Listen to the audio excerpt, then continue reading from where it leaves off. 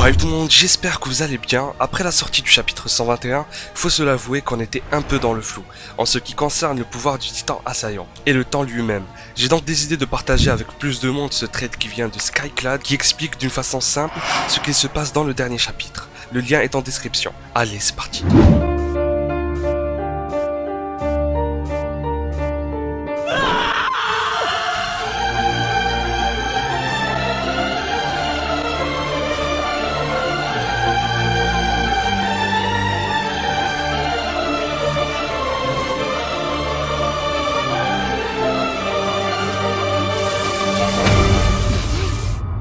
Nous sommes tous d'accord qu'il y a beaucoup de versions sur le voyage dans le temps.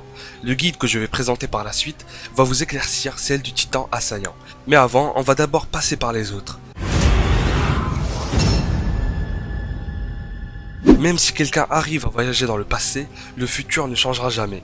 Tous les événements qui se sont déroulés seront fixes. Même si la personne change ou essaie de changer quelque chose dans ce passé, le futur ne recevra aucune modification, car les actions effectuées auparavant ont déjà pris place dans l'histoire. Exemple, si tu voyages dans le temps pour tuer Bertolt afin de protéger les murs, et qu'après tu reviens dans le futur, tu trouves que finalement c'est bien Bertolt qui a cassé le mur. Donc rien n'a changé. Sinon je sais qu'il y aurait d'autres conséquences si tu modifies juste un seul truc dans Shingeki no Kyojin, mais c'était pour simplifier l'exemple. Il nous cite aussi quelques films à voir pour se faire une idée encore plus claire. Parmi eux, Harry Potter 3. Alors tout ce qui a été altéré dans le passé implique des changements dans le présent. Si par exemple tu voyages dans le temps et que tu tues ton grand-père, tu empêcheras ta propre naissance, mais aussi ton voyage dans le temps qui est en cours. Or si ton grand-père ne meurt pas, tu vas renaître encore une fois et ainsi remonter le temps pour aller le tuer. C'est une sorte de boucle temporelle qui crée un certain paradoxe. Exemple de film, Retour dans le futur. Dans un nombre infini d'univers parallèles, voyager dans le passé provoque une nouvelle chronologie différente de la première. Et à cause de ça, celui qui voyage peut faire tout ce qu'il veut, que ça soit en bien ou en mal, et sans risque. Et après cela, seulement la nouvelle chronologie est affectée. Par exemple, si tu voyages dans le passé et que tu tues tous tes grands-parents, rien ne se passe et il n'y a pas de paradoxe. Tu créeras tout simplement une nouvelle histoire dans laquelle tu n'existeras pas.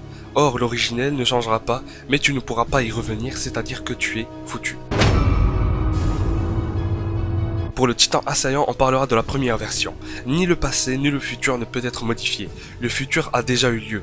Même si on ne perçoit que le présent, on peut voir Eren se mêler du passé, mais tout changement qu'il apporte aura simplement pour résultat un futur que nous avons déjà vu se dérouler dans les 121 chapitres, ce qui remet en question l'existence même du libre arbitre. Grisha dit que le successeur du titan assaillant peut communiquer des souvenirs à ses prédécesseurs. C'est comme s'il permet de connaître l'avenir. Comme Kruger qui se rappelle de Mikasa et Armin, et aussi la phrase que dit Eren de maintenant, c'est la même qu'a dit Eren Kruger dans le chapitre 88 et 89. Même si on meurt, même après notre mort. Ceci est l'histoire que tu as déclenchée. Et déjà, comment ça se fait qu'il a pu activer son pouvoir que maintenant? Communiquer des souvenirs. Alors là, comme la plupart l'auraient deviné, il faut réunir plusieurs conditions. Avoir le titan assaillant, avoir le titan originel et entrer en contact avec une personne de sang royal. Quand Sig a touché Eren, tout a commencé alors. Ils ont pu voir le passé de Grisha sans aucune limite. Et en gros, les deux frères peuvent voir le père, mais lui non, pas du tout.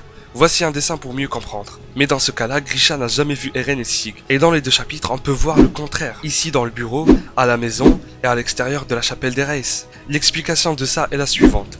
Le titan assaillant permet de montrer des visions aux prédécesseurs. Si Grisha est en train de marcher, il se verra lui-même à la première personne. En même temps, Eren qui est dans son passé et qui le voit du côté gauche, Grisha pourra aussi se voir de cet angle-là, si Eren le décide, et lui passe sa vision à lui. Donc pour le sous-sol, Eren était derrière Grisha, celui-ci qui a vu Sig à travers Eren.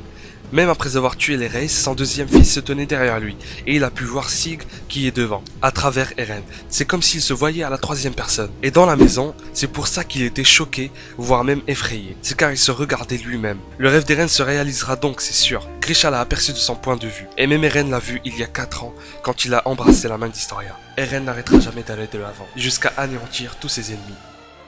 Voilà l'explication complète du chapitre 121. Il y avait aussi plein de gens qui m'ont demandé de parler de ce post, donc j'espère que vous aurez compris. Et avec ça, tout s'explique, le rêve d'Eren et j'en passe. Je vous lâche un énorme acquis de roi dans la gueule, et à la prochaine.